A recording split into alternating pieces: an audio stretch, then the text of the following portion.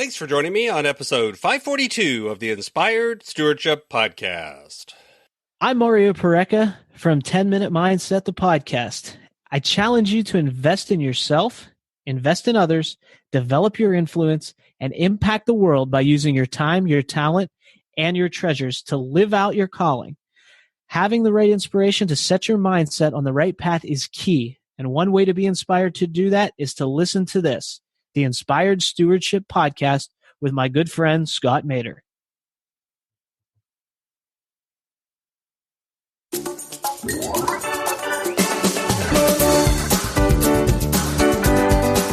That they truly do want for you to succeed. So look for the opportunities this week. Look for the opportunities to be the brave one, to be the leader, to be the one that goes first and helps others, helps often, and does it to such an extent that everyone looks to you as someone who helps always. Thanks for listening. Welcome and thank you for joining us on the Inspired Stewardship Podcast. If you truly desire to become the person who God wants you to be, then you must learn to use your time, your talent, and your treasures for your true calling. In the Inspired Stewardship Podcast, you will learn to invest in yourself, invest in others, and develop your influence so that you can impact the world.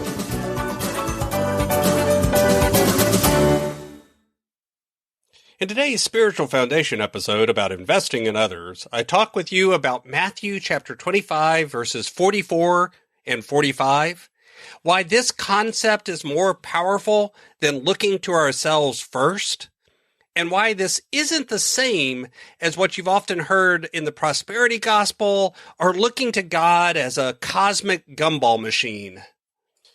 In reading my verse of the day, I came across this verse from Matthew that says, "They also will answer, 'Lord, when did we see you hungry or thirsty or a stranger or needing clothes or sick or in prison and did not help you?' And he will reply, 'Truly I tell you, whatever you did not do for the one of the least of these, you did not do for me.'" And of course, the passage with the converse of this is true as well. What we've done for the least of those, we've done for Christ as well.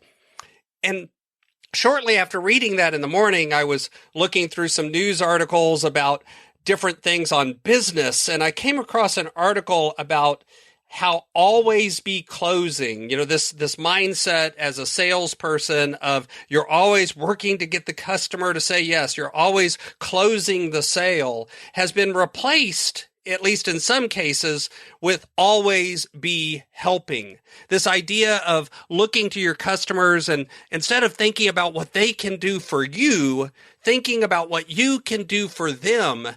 And out of that builds a relationship, and out of those relationships comes the opportunity to do business together in a more powerful way. And it got me reflecting on the idea that, looking towards others first is often a powerful, powerful thing. That this idea of helping others actually communicates a lot of care and a lot of relationship. This is often how we identify the people that we want to hang around. If you think about it, you've had an experience, whether it was sales or whether it was with a friend or a family member, where you got the sense that everything they were doing was all about them. It really wasn't about building a relationship. It wasn't about making a connection. It wasn't about finding out what you needed. There wasn't any care involved in the situation. Instead, the situation was really focused on the individual. It was focused on what they needed and what they needed you to do and what you could do for them. And when you sense that, when you began to get that feeling, you began to be turned off by it. You began to move away from it. You began to look towards this person and think, that doesn't feel very good. That doesn't feel very useful. That doesn't feel like you've got my best interest at heart. In fact, it feels sort of manipulative. It feels sort of icky in a way, in a very technical term. And we've all had that sense. We've all had that feeling before where we just realized that something was a little off about this relationship, and we tend to move away from it. Well, that's what I'm talking about a little bit here when I say to look first to help others and to always be helping others. Do this often.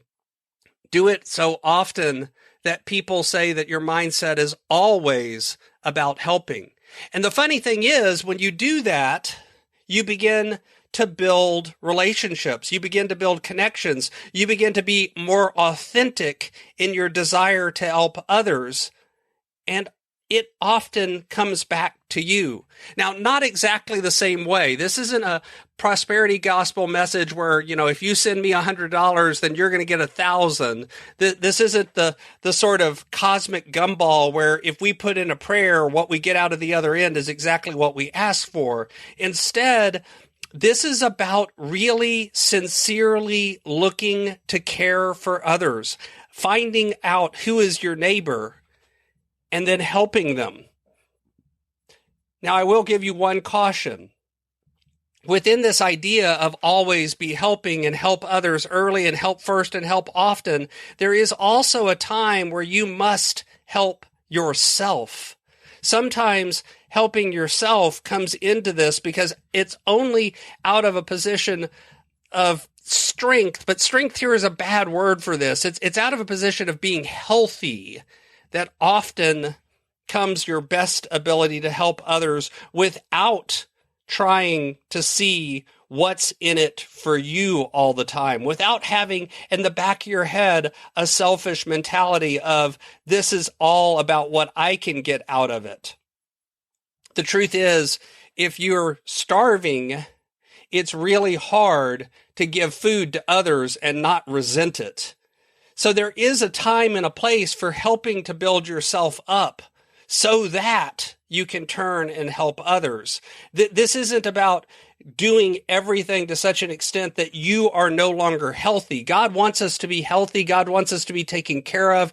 God wants for us to be successful mentally, physically, emotionally. But out of that strength, God then wants us to immediately begin pouring it back into others. That is how you got help whenever you needed it. There was somebody that reached out to you. There was somebody that helped you up. I love the people that sit down and say, I'm a self-made person, as if they never had any help along the journey. Because when I've interviewed those people, when I've talked to them, when I've asked them, there was always help along the journey. There were always others who reached out to them, others who helped them, others who poured into them. They learned, sometimes directly, sometimes through books, sometimes through video. It didn't matter, but things came to them from other people. It wasn't like they sat around in a vacuum and created their own success with nothing behind it. That never happens because we are built to be social beings. We are built to connect to others, and we are built sincerely to help each other. Heather said in Monday's episode about how most people really do want to help you. Most people actually care about helping you. And yeah, that's not 100% of the people in the world, but it is a vast majority. The truth is, there are less people that are selfish and out to get you than you might think. I know sometimes it feels like everyone is out to get you, but that's not the truth. And out of a healthy relationship with God and with yourself comes the ability to pour into others and recognize the fact that they truly do want for you to succeed. So look for the opportunities this week. Look for the opportunities to be the brave one, to be the leader, to be the one that goes first and helps others, helps often, and does it to such an extent that everyone looks to you as someone who helps always. Thanks for listening.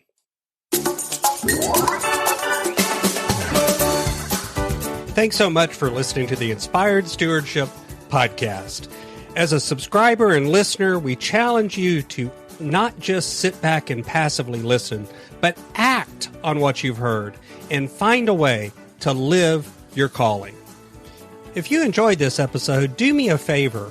Go over to facebook.com/inspired stewardship and like our Facebook page and mark it that you'd like to get notifications from us so that we can connect with you on Facebook and make sure that we're serving you to the best of our abilities with time and tips there.